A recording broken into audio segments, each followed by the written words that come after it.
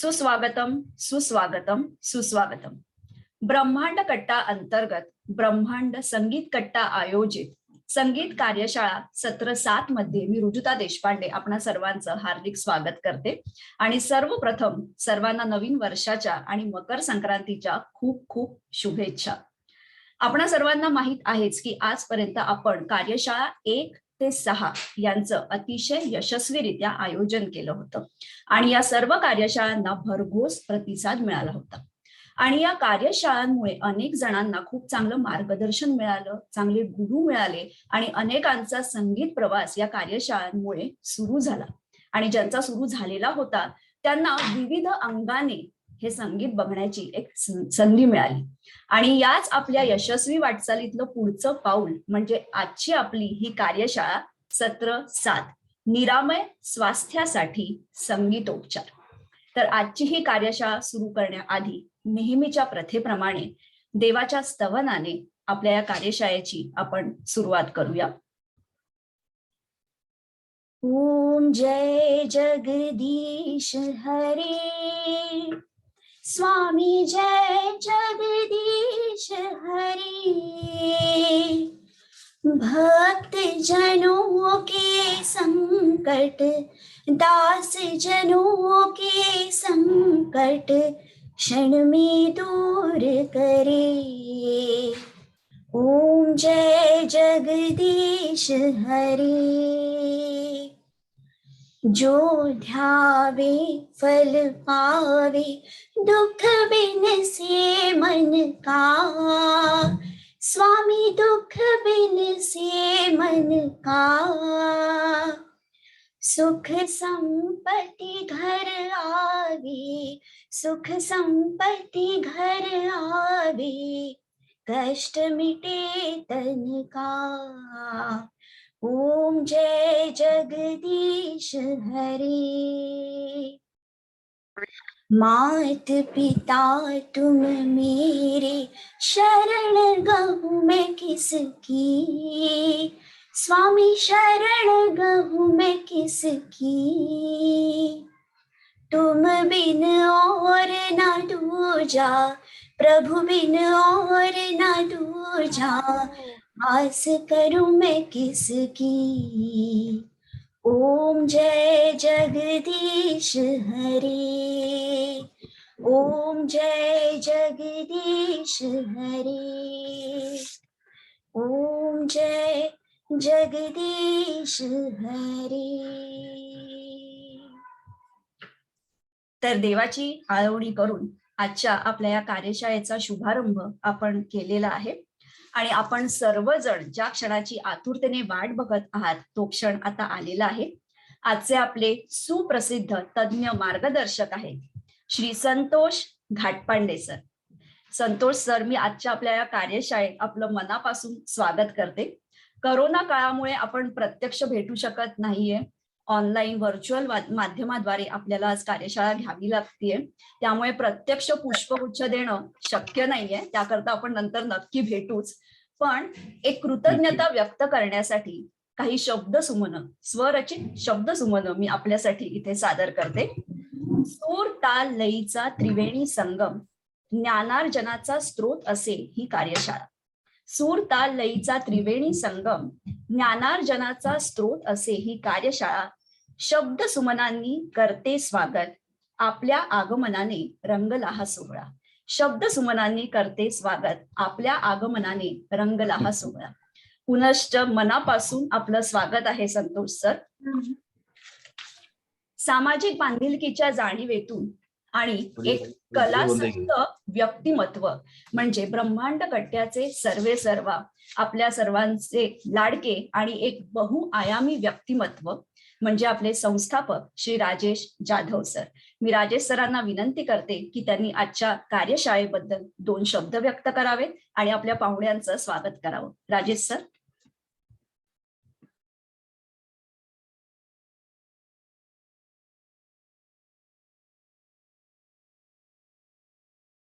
Rajesh sir आपण mute आहात. Rajesh sir आपण म्यूट आहात, अनम्यूट करा. हॅलो, येतोय आता? हो, येतोय आवाज. बोला. हो बोला. खूप छान तुम्ही सुरुवात केली रुजुताजी. प्रथम तुमचं मी अभिनंदन करतो की तुम्ही ही कार्यशाळा एवढ्या ताकदीने पेलवतात आहे. नवीन नवीन विषय घेऊन तुम्ही आम्हाला सर्वांना खुश करतायत. प्रथम तुमचं अभिनंदन. सर्व रसिक प्रेक्षकांचे नवीन वर्षात मी सर्वांचे अभिनंदन करतोय आणि सर्वांचं नवीन वर्षाच्या शुभेच्छा देतोय सर्वांना. आज खरं तर एक नवीन नवीन वर्षात नवीन सुरुवात ही रुजुताने केली आणि आमच्यासाठी पण खूप नवीन असं एक अनमोल भेट त्यांनी या माध्यमातून आम्हाला दिली आहे. खरंच संतोषजी, मी तुमचं आभार मानावे की कौतुक करावे मला समजत नाहीये, परंतु आज तुम्ही इतक्या मोठ्या व्यक्ती, आज तुमचं नाव म्हणजे बऱ्यापैकी सर्व जाणतात की संगीतोपचार म्हणून तुमचं एक तज्ञ म्हणून तुम्ही आज खूप मोठं काम करता. मी युट्यूबवर तुमच्या चॅनलवर बघितले तुमचे काम. खूप म्हणजे आम्हालाच आमचा हेवा वाटतो की इतकी मोठी व्यक्ती आज ब्रह्मांड कट्ट्याला रुजुतामुळे लाभली आणि आज आमच्या लोकांना मार्गदर्शन म्हणून तुम्ही आलात. खरंच आम्हाला धन्य समजतो की या नवीन वर्षात आम्हाला नवीन भेट मिळाली तुमच्या स्वरूपाने. संतोषजी, तुम्ही इथे आलात, प्रथम मी तुमचं अभिनंदन करतोय आणि आभार आत्ताच व्यक्त करतोय की नंतर आभाराचे प्रदर्शन मी नाही करणार आहेत, कारण प्रत्येकाला आम्ही संधी देतो त्याप्रमाणे दुसरा कोणतरी असेल. परंतु तुम्ही आज पुण्यावरनं आमच्यासाठी खास वेळ काढलात. आज प्रथमच ब्रह्मांड कट्ट्याला अशी जिल्ह्याच्या बाहेरील व्यक्ती आम्हाला मिळाली आणि शहराच्या बाहेरील व्यक्ती म्हणून तुम्ही पुण्याकडचे आहात. तर पुणेरी लोकांचं खूप मराठीत कौतुक होतं, त्याप्रमाणे तुम्ही आज नक्कीच कौतुकास्पद कार्य कराल आणि तुम्ही करतात, या देशासाठी करतायत. कारण तुमचं संगीतोपचार थेरी ही देखील मी बघितली, कारण प्रत्येक रागावर तुम्ही राग बेस थेरी घेता आणि ते खरंच म्हणजे संगीत जे जे शिकतात. आता आमचे जे बाथरूम सिंगर बरेच आहेत, म्हणजे करावके म्हटलं का प्रत्येक जण माईक घेतो आणि मी गायक. तर हे कॉन्सेप्ट आम्हाला दूर करायचं आहे. तुम्ही गाणी गा, पण लय, ताल, स्वर याचं देखील भान ठेवा. त्यामुळे तुम्ही आज जे मार्गदर्शन करा ते आम्हाला खरंच बहुमूल्य असं ठरेल आणि तुम्ही तुमची कार्यशाळा आम्ही रुजुता मॅडमला सांगतो की सुरू करावी आणि सर्वांनी जास्तीत जास्त लोक, आता 40-42 लोक आलेले आहेत, अजूनही येतील. त्यामुळे ही ऑनलाईन कार्यशाळा झूमच्या माध्यमातून जी रुजुता मॅडम करते तिला देखील मी धन्यवाद देतोय आणि अशाच कार्यशाळा पुढे त्यांनी कराव्यात आणि अशाच बहुआयामी व्यक्ती या ब्रह्मांड कट्ट्याला आणि संगीत कट्ट्याला मिळून द्याव्या. परत एकदा मी घाटपांडे सरांचं आभार व्यक्त करतो, अभिनंदन करतो आणि वेलकम करतोय. त्यांना देखील नवीन वर्षाची सुरुवात देऊन त्यांनी देखील नवीन वर्षात काहीतरी नवीन घडवावं ही ईश्वरचरणी मी प्रार्थना करतो आणि माझी रजा घेतो. जय हिंद, जय महाराष्ट्र. खूप खूप धन्यवाद राजेश सर. आपल्या प्रोत्साहनामुळेच आम्ही अनेक वेगवेगळे उपक्रम आज यशस्वीरित्या हाताळत आहे. तर आता मी घाटपांडे सरांची थोडक्यात ओळख तुम्हाला सर्वांना करून देते. श्री संतोष घाटपांडे हे certified life coach, certified music therapist, NLP practitioner आहेत. Coaching for millennials, OD coaching, corporate music therapy, transformation specialist, corporate stress management, health and fitness mindset हे त्यांचे एक्सपर्ट फील्ड्स आहेत. MIT वर्ल्ड पीस युनिव्हर्सिटी येथे ते visiting faculty म्हणून कार्यरत आहेत. घाटपांडे सरांनी भारतातील सिनियर पोलीस इन्स्पेक्टर आणि फॉरेस्ट ऑफिसर्स यांचे देखील म्युझिक थेरपी सेशन्स घेतलेले आहेत. BMC software, Opine group, Elantas Beck, Westin hotels, Emerson process management, SLK global, नायटर, इन्फोटेक अशा अनेक कॉर्पोरेट कंपन्यांमध्ये त्यांनी ट्रान्सफॉर्मेशन सेशन्स घेतलेले आहेत. अनेक कॉलेजेस जसे सिम्बायसिस, MIT, अनेक शाळा जसे युरोकिड्स, ट्री हाऊस आणि clubs, for example rotary club, अशा अनेक ठिकाणी ते म्युझिक थेरपीच्या कार्यशाळा घेत असतात. Gupte hospital, pregnancy and infertility clinic येथे देखील ते संलग्न आहेत. 2012 पासून आजवर 2000च्या वर केसेस त्यांनी म्युझिक थेरपीच्या माध्यमातून यशस्वीरित्या हाताळलेल्या आहेत. जगभरात ऑनलाईन व ऑफलाईन माध्यमाद्वारे अनेक कार्यशाळा त्यांनी घेतलेल्या आहेत आणि 400हून अधिक म्युझिक थेरपी ट्रेनिंग देऊन या क्षेत्रात त्यांना लॉन्च केलेले आहे. 500 लोकांहून अधिक लोकांचे ट्रेनिंग प्रोग्राम्स त्यांनी घेतलेले आहेत. आणि सर्वात अभिमानाची गोष्ट म्हणजे म्युझिक थेरपी क्षेत्रात घाटपांडे सरांना अनेक पुरस्कार मिळालेले आहेत आणि त्यातला सर्वात महत्वाचा पुरस्कार म्हणजे NADA, national award for excellence in the area of music therapy. या पुरस्काराने सरांना सन्मानित करण्यात आलेलं आहे. तर या भारतातीलच नव्हे तर जगभरातील अतिशय सुप्रसिद्ध आणि अनुभवी व्यक्ती आज आपल्याला इथे ब्रह्मांड संगीत कट्ट्यावर लाभलेल्या आहेत आणि आपल्याला ते मार्गदर्शन करणार आहेत आणि याचा आम्हा सर्वांनाच खूप अभिमान आहे. तर पुनश्च एकदा घाटपांडे सर, आपलं खूप खूप स्वागत. आता कार्यशाळा सुरू करण्यापूर्वी आपली अजून थोडीशी ओळख व्हावी सगळ्यांची, म्हणून थोडासा सुसंवाद आपण इथे करणार आहोत. पुढचा आपला सेगमेंट आहे प्रश्न गुलदस्त्यातले तुमच्या आमच्या मनातले. घाटपांडे सर. धन्यवाद राजेश जाधवजी आणि रुजुताजी. मला पण छान वाटतंय ब्रह्मांड कट्ट्यावरती येऊन आणि तुमच्या सगळ्यांशी संवाद साधण्याचा हा योग चांगला पद्धतीने जुळून आलेला आहे, त्यामुळे मला पण आनंद आहे. तर काही प्रश्न मी तुम्हाला विचारते म्हणजे आपली अधिक जास्त ओळख आपल्या श्रोत्यांबरोबर होईल. तर मला असं विचारायचंय घाटपांडे सर की म्युझिक थेरपी या क्षेत्रात आपण कार्यरत आहात, तर याकरता संगीताचं काही शास्त्रोक्त प्रशिक्षण आपण घेतलेलं आहे का आणि या क्षेत्रात येण्याचा विचार कसा केला? हो, मी वयाच्या 6व्या वर्षापासून गाणं शिकतोय. म्हणजे माझा निर्णय नसून आई वडिलांचा निर्णय आहे तो, की गाण्याचं शिक्षण त्यांनी इतक्या लहान वयामध्ये सुरू केलं आणि त्या गायन शिक्षणाचे जे सगळे टप्पे असतात, म्हणजे शालेय शिक्षण चालू असताना गाण्याचं शिक्षण घेणं, परीक्षा देणं, मग विशारद आणि मग कॉलेज जीवनामध्ये त्याचं परफॉर्मन्सेस करणं, कार्यक्रम करणं, असे सगळे टप्पे मी नेहमीसारखे करत होतो. नेहमीसारखे म्हणजे जे कलाकार या पद्धतीने करत असतील असे सगळे टप्पे चालू होते. पण त्या बरोबरीने माझं शिक्षण जे आहे ते फायनान्स एरियामधलं, मी कंपनी सेक्रेटरी LLB आहे आणि त्याच्यानंतर गेले 17 वर्ष साधारण IT क्षेत्रात कार्यरत आहे. तर त्या IT क्षेत्रातल्या सुरुवातीच्या कामाच्या निमित्ताने मी परदेशामध्ये गेलो आणि परदेशामध्ये गेल्यानंतर पूर्व आणि पश्चिम अशा दोन्ही साईडला गेलो. म्हणजे अमेरिका, कॅनडा इकडेही गेलो आणि ऑस्ट्रेलिया, सिंगापूर इकडेही गेलो कामाच्या निमित्ताने. आणि तिथे प्रत्येक वेळेला माझ्या डोक्यामध्ये संगीत होतं. हे साधारण 12-15 वर्षापूर्वीची गोष्ट. तिथे हे संगीताचा वापर कसा केला जातोय, अजून काय घडतंय, असं सतत डोक्यामध्ये चालू होतं.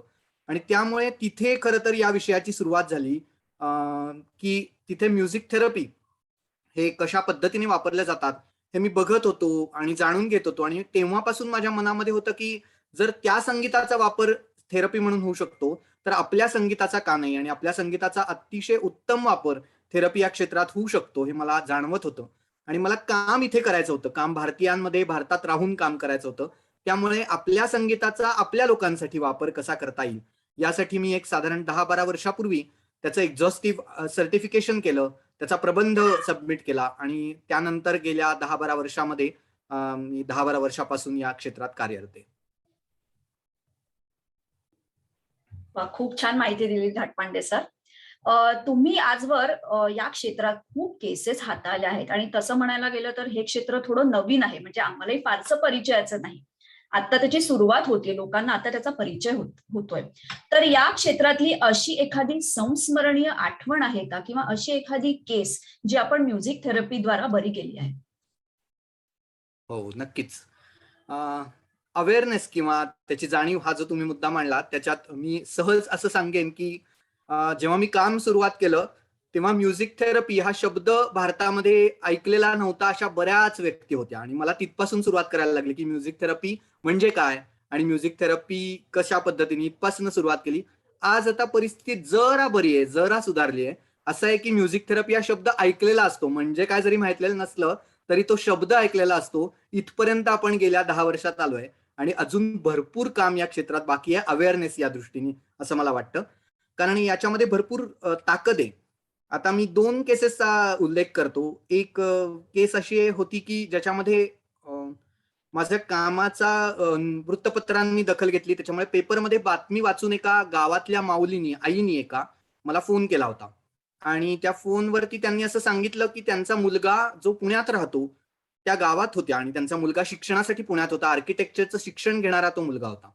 आणि त्यांनी माझ्याकडे येण्यापूर्वी 2दा आत्महत्येचा प्रयत्न केलेला होता.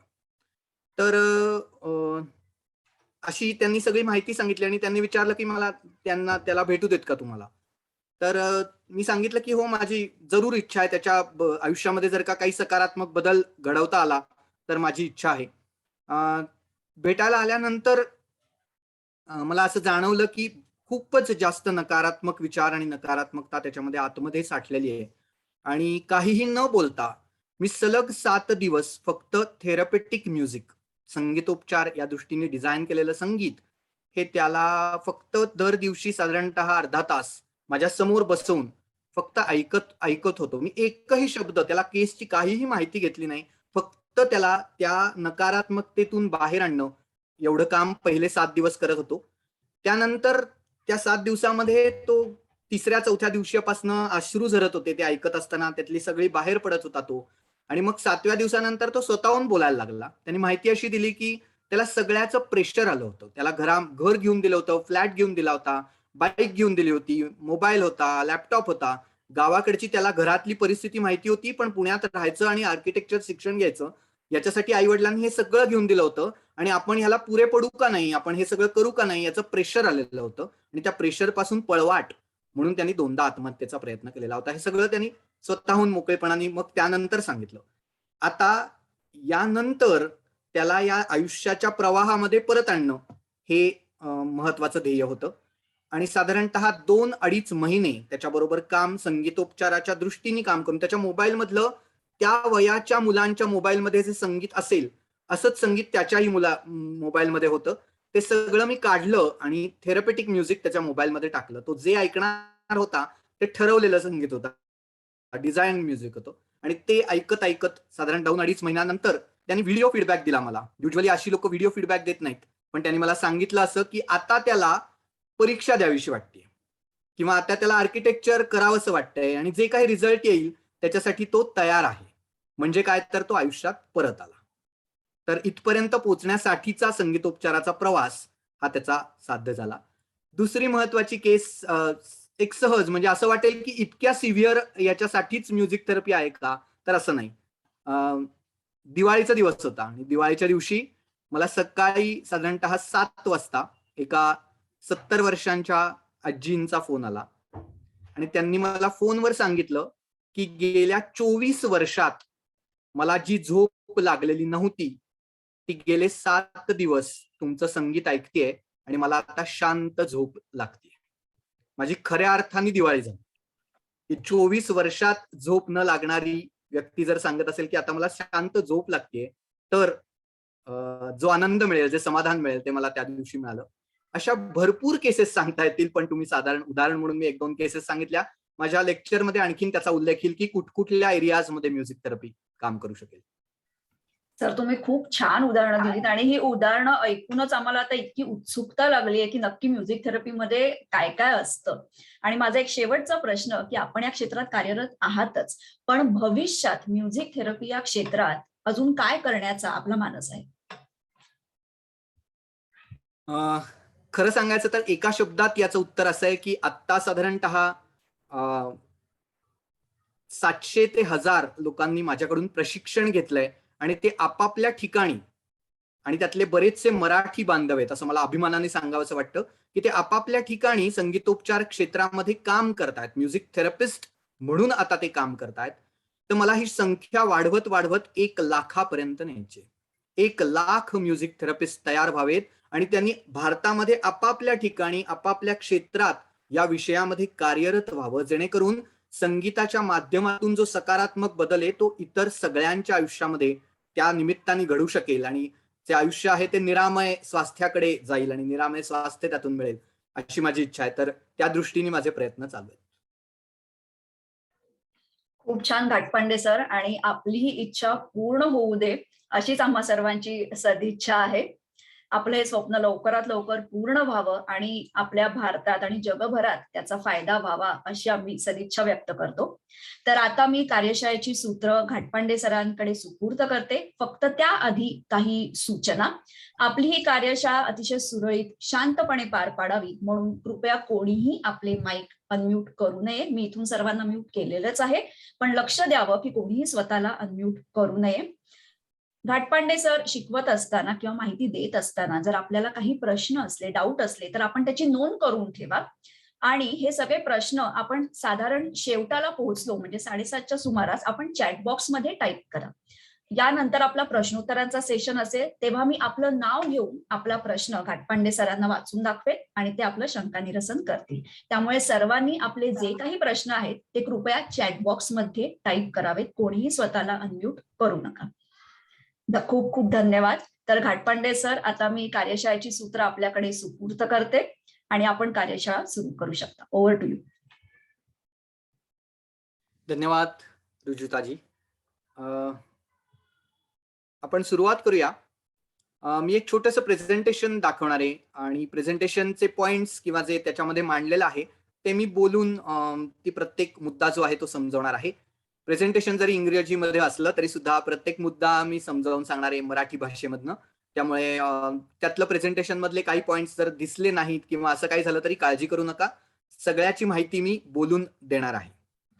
आपण सुरुवात करूया. सुरुवातीचा मुद्दा संगीतोपचार किंवा म्युझिक थेरपी याच्याबद्दलचे गैरसमज भरपूर आहेत.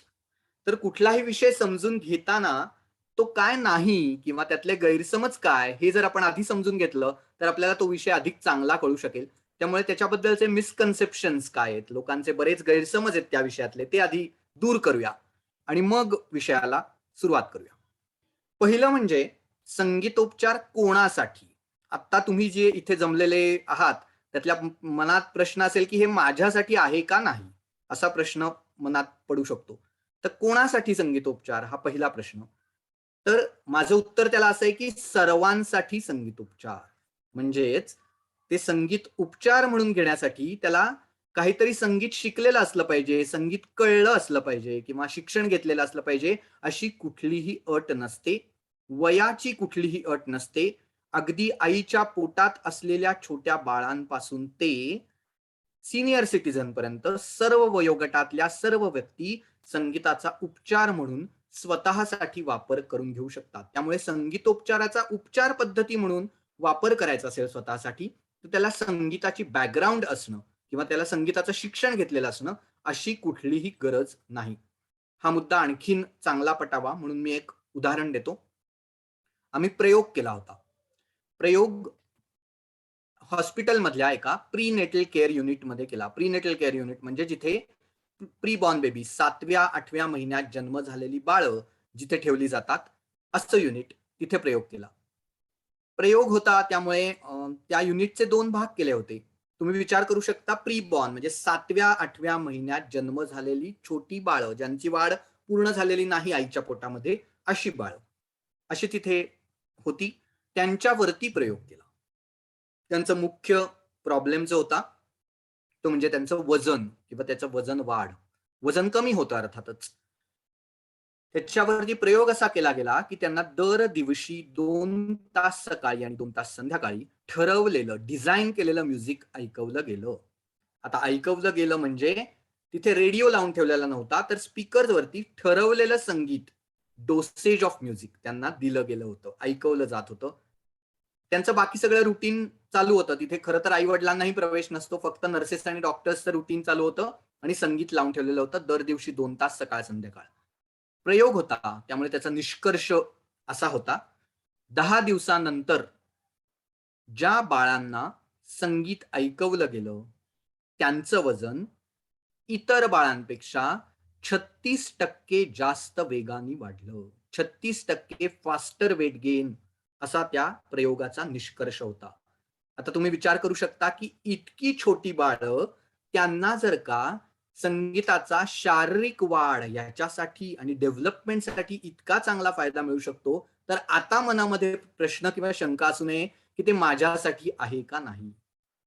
सर्वांसाठी संगीतोपचार, संगीताचा जो उपचार म्हणून उपयोग आहे, त्याचे प्रयोग आहेत, त्याचे जे परिणाम आहेत ते सर्वांवरती होतात. सकारात्मक परिणाम सर्वांवरती होऊ शकतात. दुसरं म्हणजे बऱ्याच जणांना असं वाटतं की फक्त लाईव्ह म्युझिक म्हणजे समोरासमोर बसून गाणं किंवा वाजवणं. म्युझिक थेरपी म्हणजे माझ्या समोर कोणीतरी येणार आणि वाद्य वाजवणार किंवा गाणं गाणार आणि त्यांनी थेरपी होणार, असं एवढंच म्हणजे संगीतोपचार. तर तसं सुद्धा नाहीये. गेल्या 1.5-2 वर्षामध्ये तर गेल्या 1.5 वर्षात या विषयाला इतकं महत्व आलेलं आहे आणि बऱ्याच जणांना याबद्दल इतकी क्युरिओसिटी आहे की मला गेल्या 10 वर्षात जेवढ्या केसेस आल्या नाहीत तेवढ्या गेल्या 1.5 वर्षात आल्या. आणि गेल्या 1.5 वर्षात मी एकाही व्यक्तीला प्रत्यक्ष भेटलो नाही. आयसीयू मधले असलेल्या पेशंट पासून, कोविड पेशंट्स पासून बाकी सगळ्यांपर्यंत ऑनलाईन पद्धतीने हा संगीतोपचार पोहोचवत होतो. म्हणजेच live music is not the only way. फक्त त्यांनीच म्युझिक थेरपी घडते असं नाही, तर रेकॉर्डेड म्युझिकच्या माध्यमातून, ऑनलाईन माध्यमातून सुद्धा म्युझिक थेरपी आपण करू शकतो. तिसरा गैरसमज असा असतो की शास्त्रीय संगीताचा मगाशी उल्लेख झाला आणि तेच म्युझिक थेरपेटिक आहे, एका पद्धतीचंच म्युझिक थेरपी म्हणून वापरलं जातं असं पण वाटू शकतं. तर तो सुद्धा एक छोटा गैरसमज आहे. विविध पद्धतीचं संगीत, अगदी मराठीमधली नाट्यगीतं, भावगीतं, भक्तिगीतं किंवा हिंदी चित्रपट संगीत, अशी वेगवेगळ्या पद्धतीची गाणी ही म्युझिक थेरपीमध्ये वापरली जाऊ शकतात. बेस्ड ऑन द नीड, कशासाठी संगीतोपचार करायचा आहे त्यानुसार संगीताची पद्धत बदलत जाते. कुठलं गाणं आपण वापरणार आहोत, काय म्युझिक वापरणार आहोत, हे केसनुसार, गरजेनुसार बदलतं. चौथा गैरसमज असा की बरेच जण असं म्हणतात की हा आमच्याकडे चालू असतो, रेडिओ चालू असतो किंवा प्लेलिस्ट चालू असते कुठली तरी, गाणं आम्ही ऐकतच असतो, त्यामुळे संगीतोपचार होत असतो आमचा. आता तुम्ही रेडिओ ऐकताय किंवा प्लेलिस्ट ऐकताय कुठली तरी आणि त्याला संगीतोपचार म्हणताय, हे म्हणजे मी कायम असं उदाहरण देतो की हे असं झालं की तुम्ही मेडिकलच्या दुकानात गेलात आणि तुम्हाला एक लाल रंग आवडतो म्हणून लाल गोळी घेतलीत, पिवळा आवडतो म्हणून पिवळी, निळा आवडतो म्हणून निळी, हिरवा आवडतो म्हणून हिरवी, अशा सगळ्या गोळ्या एकदम तुम्ही परिणामांचा विचार न करता घेऊन टाकल्यात आणि म्हणालात की हा माझं मेडिकेशन झालं, माझं औषधोपचार झाले. हे जसं चुकीचं आहे किंवा हे जसं आपण करत नाही, तसंच रेडिओ लावणं किंवा रेडिओनी काय होईल तर एंटरटेनमेंट होईल, त्यांनी मनोरंजन होईल, पण उपचार म्हणणं त्याला म्हणजे जरा असं चुकीचं आहे. उपचारांमध्ये परिणामांचा विचार करून जेव्हा संगीताचा विचार केला जातो तेव्हा त्याला उपचार म्हटलं जाईल. त्यामुळे लिस्निंग टू रेडिओ आणि कॉलिंग इट म्युझिक थेरपी हे जरा चुकीचं आहे. आणि शेवटचा गैरसमज जो मी हळूहळू करत या सत्राच्या शेवटापर्यंत हा पूर्ण क्लॅरिफाय होणार आहे, पण जर मनामध्ये बरेच जण आपल्याला 70% लोक बाहेरचे, इथे किती असतील माहिती नाही कारण इथे संगीत प्रेमी मंडळी आहेत बहुतेक, काही गायकही असतील, गाणारेही असतील. तर गैरसमज जो आपल्याला दूर करायचा आहे किंवा जो दिसतो तो म्हणजे मला गाता येत नाही किंवा मला आवाज चांगला नाही, मला गाता येत नाही, यासाठी बरेच जण गात नाहीत. तर माझा आवाज चांगला नाही की मला गाता येत नाही असं जर कोणी म्हणत असेल तर तोही एक गैरसमज आहे आणि स्वतःच्या आवाजात गाणं किती थेरपेटिक आहे हे सुद्धा मी आज सांगणार आहे. त्यामुळे जर असं कोणाला वाटत असेल तर तोही गैरसमज दूर होणार आहे. पुढे जाऊया आपण. म्युझिक थेरपीची सुरुवात खरं तर इथपासनं होते. इथपासनं म्हणजे इथे डाव्या मेंदूची केंद्रांची कामं आणि उजव्या मेंदूच्या केंद्रांची कामं असे दोन्ही दिसत आहेत. डावा मेंदू मुख्यतः मॅथमॅटिक्स, लॉजिक, सायन्स, लँग्वेज अशा सगळ्या गोष्टींसाठी वापरला जातो. त्याच्या केंद्रांचं काम आपण बहुतेक सगळ्यांनी ही डायग्राम आणि याबद्दलची माहिती विविध प्रकारे ऐकलेली असेल. आपण सगळेजण हळूहळू करत लेफ्ट ब्रेन ओरिएंटेड म्हणजे डाव्या मेंदू केंद्रित होत चाललोय असाही एक निष्कर्ष येतो, कारण आपण आपल्या दैनंदिन आयुष्यामध्ये डाव्या मेंदूंच्या केंद्रांचाच सगळ्यात जास्त वापर करतो, कारण भाषा तिथे येते, हिशोब तिथे येतो, डिसिजन मेकिंग, लॉजिक तिथे येतं. मग राहिलं काय, दैनंदिन जीवनात लागतं काय? आता उजवा मेंदूच्या केंद्रांचं काम असं आहे की तिथे आर्टिस्टिक गोष्टी येतात, पोएट्री येते, जिथे क्रिएटिव्हिटी येते, सृजनशीलता येते, इनोव्हेशन येतं, असं सगळ्या गोष्टी उजव्या मेंदूच्या केंद्रातून येतात. आता बरेच जण असं म्हणतील की मी काय आर्टिस्ट नाहीये, मला कशाला उजव्या मेंदूच्या केंद्रांचं काम आहे, मला कशाला लागतात? तर त्यांना माझं उत्तर किंवा माझं सांगणं असं आहे की सगळ्यांसाठी डाव्या आणि उजव्या मेंदूंच्या केंद्रांची जागृती असणं ती जागृत असणं आणि ती वापरता येणं आयुष्यभर वयाच्या विविध टप्प्यांवर गरजेचं आहे. कारण गेल्या 1.5-2 वर्षाचा जर आपण विचार केला तर त्यापूर्वीच्या काळामध्ये प्री कोविड या काळामध्ये आपल्या समोर जे प्रश्न होते आपल्या दैनंदिन आयुष्यात ते वेगळे होते. आणि आता अक्षरशः प्रत्येकाचं आयुष्य विविध पद्धतीने बदललेलं आहे आणि आता आपल्या समोरचे प्रश्न वेगळे आहेत. तर अशा नवीन प्रश्नांना जर नवीन उत्तरं शोधायची असतील तर ती क्रिएटिव्ह सेंटर्स, इनोव्हेटिव्ह सेंटर्स जी आहेत राईट ब्रेनची, ती जागृत असणं गरजेचं आहे. तरच आपण नवीन उत्तरं शोधू शकू. त्यामुळे सगळ्यांसाठी डाव्या आणि उजव्या मेंदूची केंद्रांची जागृती हा अत्यंत महत्वाची ठरते. आणि संगीतोपचाराद्वारे आपण 17 केंद्रांची जागृती करू शकतो. 17 केंद्र मेंदूची जागृत होतात. 17 areas in the brain gets activated. जगामध्ये अशी दुसरी कुठलीही ऍक्टिव्हिटी नाही. मग तुम्ही त्याचं नृत्याशी कम्पेअर करा, ड्रामाशी कम्पेअर करा, स्पोर्ट्सची कम्पेअर करा, वाचनाशी कम्पेअर करा. जगातल्या सगळ्यात जास्त प्रमाणात मेंदूंच्या केंद्रांची जागृती ही संगीताद्वारे घडत असते. 17 केंद्र जागृत होतात डाव्या आणि उजव्या मेंदूंच्या केंद्रांची मिळून. इतकी highest level of brain activation आपण संगीतोपचाराद्वारे साधू शकतो. दुसरं, आपण एक छोटीशी ऍक्टिव्हिटी करणार आहोत, इंटरॅक्शन करणार आहोत. तुम्ही चॅटद्वारे तुमची उत्तरं सांगू शकाल, टाईप करून उत्तरं सांगू शकाल. मी ते छोटे छोटे म्युझिकल पीसेस वाजवणार आहे. मी संगीत ऐकवणार आहे तुम्हाला. 40-50 सेकंदाचं संगीत आहे. प्रत्येक म्युझिक ऐकल्यानंतर तुम्हाला त्याचा मूड कुठला वाटतो हे तुम्ही मला टाईप करून सांगायचंय. चॅटवरती सांगा, अनम्यूट करू नका, चॅटवरती सांगा तुम्हाला त्या संगीताचा मूड कुठला वाटतो. मूड ओळखायचा आहे. आता मी जगभरामध्ये विविध लोकांमध्ये कार्यशाळा घेत असतो. लहान मुलांची सुद्धा कार्यशाळा घेतो या विषयाची मी. त्याच्यामध्ये त्यांना मूड सांगता येत नाही म्हणून त्यांना मी इमोटिकॉन्स वापरतो. आपण मोबाईल फोनमध्ये सगळेजण वापरत असतो इमोजीज, वेगवेगळ्या चेहरे, ते त्यांना चित्र दाखवून त्यांना मूड सांगायला सांगतो. पण मला माहिती आहे की मी ज्यांच्यासमोर बोलतोय आता ते सगळे लर्नेड ऑडियन्स आहे, ते सगळे तुम्ही जण जागृत आहात. तर त्यामुळे मला थोडीशी तशी उत्तरं अपेक्षित आहेत. आपण आनंदी किंवा दुःखी अशा 2च शेड्स मध्ये नसतो. आपण ग्रे शेड्स, वेगवेगळ्या शेड्स ऑफ द मूड्स मध्ये असतो आयुष्यभर.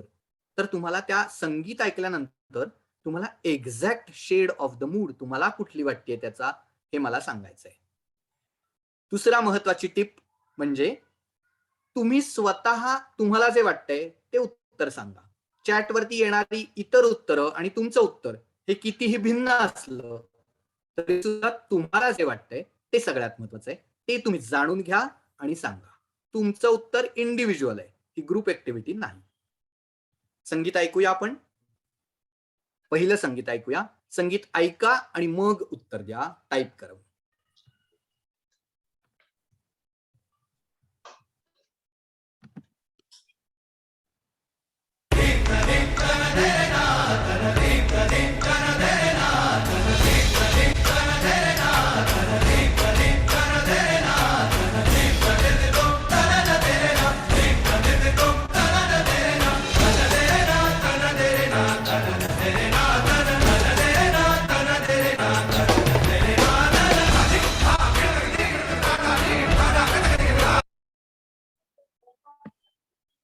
अँगर, हॅपी, मला उत्तर येत आहेत. तुम्ही टाईप करून सांगू शकता. मला काही उत्तर येत आहेत. वीरश्री, बर, अँगर, हॅपी, वीरश्री बरोबर आहे. अजून तुम्हाला मूड त्याचा कुठला वाटतोय हे तुम्ही टाईप करून सांगू शकाल. आपण 3 संगीताचे म्युझिकल पीसेस 3 ऐकणार आहोत. एक एक करत ऐकणार आहोत. फुल ऑफ एनर्जी, येस. परत नाही, आपण दुसरं ऐकूया. परत वाजवलं नाही जाणार. एन्जॉयबल, उत्तेजित, करेक्ट, बरोबर आहे. छान उत्तर देत आहेत सगळेजण. ऊर्जात्मक, एनर्जेटिक, ऍब्सोल्युटली, येस, बरोबर. इंटेन्स, बरोबर. ओके, आपण आता दुसरं म्युझिक ऐकूया. दुसरा म्युझिकचा मूड तुम्हाला कुठला वाटतोय ते ऐकून सांगा. पॉझिटिव्हनेस बरोबर आहे. मराठीत उत्तर द्यायलाही हरकत नाही. तुम्ही मराठी शब्दही टाईप करू शकता किंवा इंग्लिशमध्ये मराठी शब्द टाईप करू शकता. कुठल्याही भाषेत उत्तर द्यायला हरकत नाही. छान उत्तर देताय तुम्ही. Exact shade of the mood ओळखायचा प्रयत्न करा. दुसरं संगीत ऐकवतोय मी. ऐका पूर्ण आणि त्यानंतर उत्तर द्या.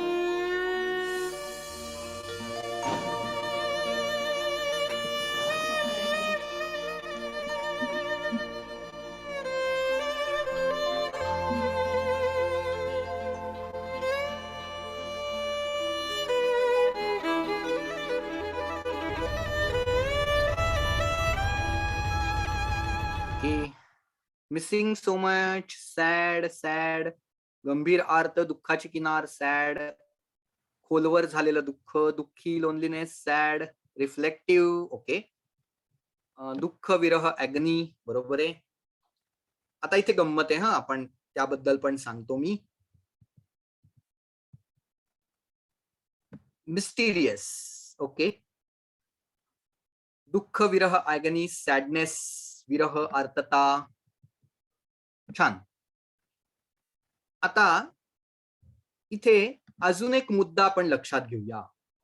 ही सगळी उत्तरं बरोबर आहेत आणि मी हे आपण का करतोय हे मी तिन्ही म्युझिकल पीसेस झाल्यानंतर सांगतो हे आपण का करतोय हे. पण आता जिथे बहुतांश लोकांनी उत्तर जे आलं ते सॅड, विरह, दुःख, आर्त असं उत्तर आलं आणि जे बरोबर आहे. पण अजून एक मुद्दा इथे जो सांगावासा वाटतो तो म्हणजे बऱ्याच जणांनी हे इन्स्ट्रुमेंट गेस केलं असेल. कुठलं इन्स्ट्रुमेंट होतं पटकन टाईप करून सांगा. मला माहितीये बऱ्याच जणांना ओळखू आलेलं असेल. कुठलं इन्स्ट्रुमेंट वाजलं आता? Violin, correct. येस, मला माहितीये इथे सगळेजण संगीत प्रेमी लोक आहेत आणि संगीतातले जाणकार लोक आहेत, त्यामुळे इन्स्ट्रुमेंट गेस करणं अवघड नव्हतं. व्हायलिन, बरोबर आहे. व्हायलिन हे इन्स्ट्रुमेंट होतं. तर व्हायलिन याबद्दलची एक गंमत सांगतो आणि त्यातनं संगीतोपचाराचा एक मुद्दा महत्वाचा आपल्याला जाणून घ्यायचा आहे. भारतामध्ये एक सर्व्हे केला गेला व्हायलिन या इन्स्ट्रुमेंट बद्दल, वाद्याबद्दल, आणि त्या सर्व्हेचा रिझल्ट जो होता तो गमतीशीर होता. तो असा होता की 95% भारतीयांना व्हायलिन ऐकल्यानंतर दुःखी आणि उदास असं वाटायला लागतं, असा त्या सर्व्हेचा रिझल्ट होता. आता संगीतातल्या जाणकार लोकांना किंवा संगीतातल्या आपल्यासारख्या प्रेमींना माहिती असेल की व्हायलिन हे वाद्य काहीतरी असं चुकीचं आहे का, तर अजिबात नाही. व्हायलिन हे अत्यंत सुंदर वाद्य आहे. त्यातून गाणारं व्हायलिन सारखी सीडी जर आपण ऐकू किंवा कला रामनाथ, राजम शंकर यांचं व्हायलिन ऐकू, वेस्टर्न व्हायलिन ऐकू, तर इथे वेगवेगळे शेड्स, वेगवेगळे त्यातून इमोशन्स तयार करणारं अतिशय मेलोडियस असं वाद्य आहे. मग असा रिझल्ट काय यावा बरं? 95% लोकांना, भारतीय लोकांना त्यात सॅड, उदास वाटायला लागतं. याचं कारण संगीताद्वारे ब्रेन प्रोग्रॅमिंग होत असतं. आपल्या मेंदूचं प्रोग्रॅमिंग घडत असतं. हे वाद्य आपण आपल्या लहानपणापासून विविध माध्यमातून, मग ते टीव्ही असो, सिनेमा असो, रेडिओ असो, अशा विविध माध्यमातून आपल्याला हे वाद्य केवळ दुःखी अशा प्रसंगांना ऐकू आलेलं वाद्य आहे. हिंदी सिनेमामध्ये तर हिरोईन रडायच्या आधी मागून व्हायलिन सुरू होतं. इतका जास्त प्रमाणात त्याचा वापर आहे आणि त्यामुळे आपण सगळ्या ब्रेन प्रोग्रॅमिंग घडत आलेलं आहे आणि त्याचा रिझल्ट म्हणून त्या सर्वेचा रिझल्ट असा आला. मुद्दा असा आहे की संगीताद्वारे ब्रेन प्रोग्रॅमिंग घडतं. त्यामुळे काय संगीत आपण ऐकतोय हे अत्यंत महत्वाचं ठरतं. पुढचा म्युझिकल पीस ऐकूया, शेवटचा आहे. आणि गेम खेळत असताना जशी लेव्हल्स असतात तशा लेव्हल 1 लेव्हल 2 पर्यंत आपण आलेलो आहे. आता लेव्हल 3 ला जातोय आणि तो किंचित अवघड असणार. अर्थातच तिसरी लेव्हल आहे त्याच्यामुळे किंचित अवघड आहे. ऐका नीट. मला त्या संगीताचा प्रकार नकोय, रागही नकोय, मला फक्त मूड हवाय. मूड ओळखा.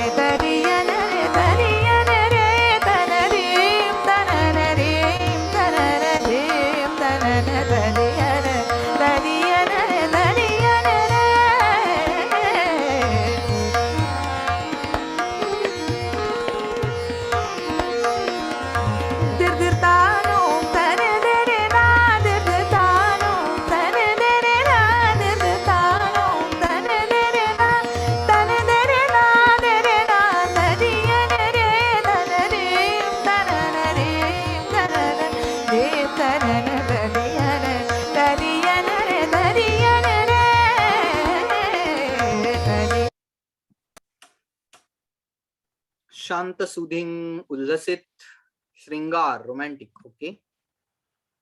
Relaxed, excitement, satisfied, involved, spontaneity, vibrance, शृंगारिक व शांत, शांतता. Okay, very good. छान उत्तर आहेत.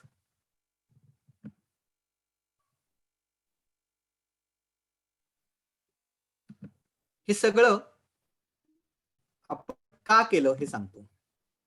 या तीनही म्युझिकल पीस मध्ये वेगवेगळे इमोशन्स होते, हे तर आपल्या सगळ्यांना माहिती आहे. वेगवेगळे मूड्स होते, हेही आपण सांगितलं.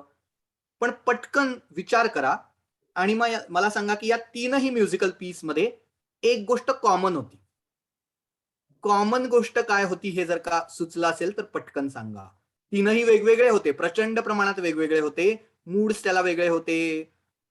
वाद्यसंगीत होतं, काही काही गायन होतं, त्याचे राग वेगळे होते, बाकी सगळं वेगळं होतं. काय कॉमन होतं?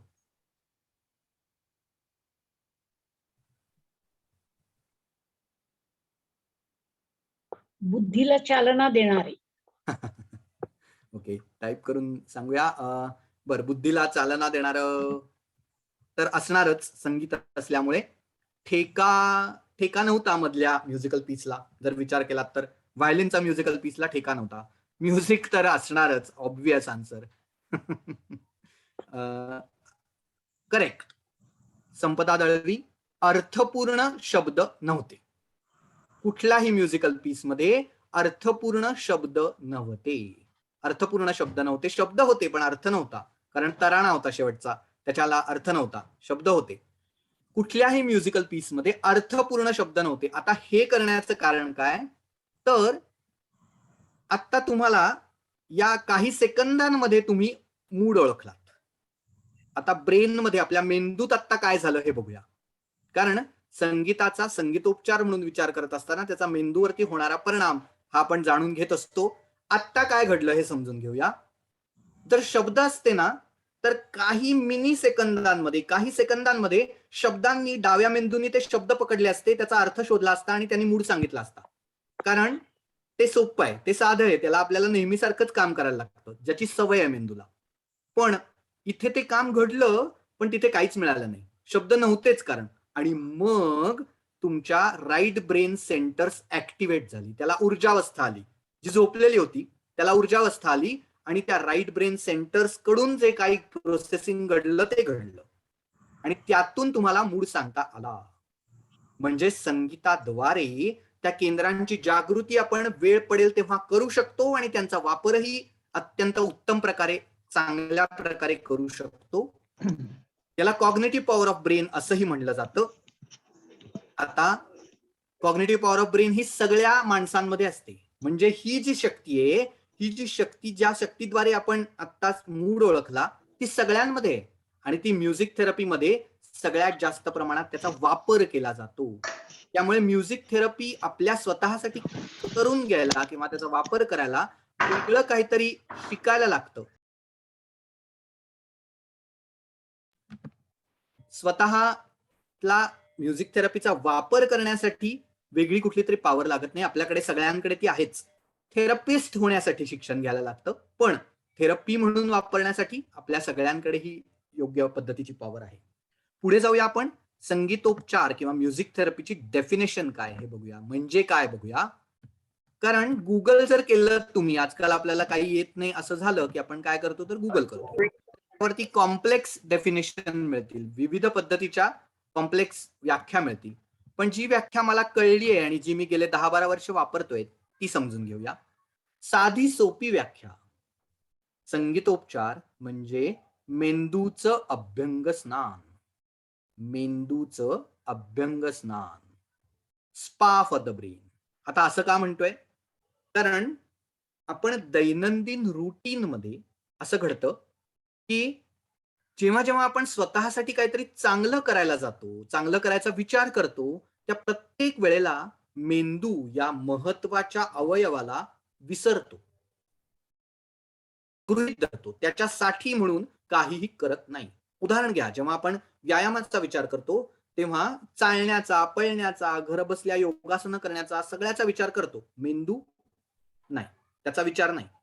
24/7 जे इंजिन तुमच्यासाठी काम करतंय, मला साधा हात जरी उचलायचा असेल तरी मेंदूपासून सिग्नल आला नाही तर मी ते करू शकत नाही, इतका महत्वाचा अवयव आहे. पण काही चांगलं करायचं म्हणलं की केवळ शरीराचा विचार, मेंदूचा नाही, असं घडतं. जेव्हा शरीरासाठी काहीतरी चांगलं करायचा विचार येतो, लोक स्पा करतात, बाकी काही करतात. परत एकदा मेंदूसाठी काही नाही.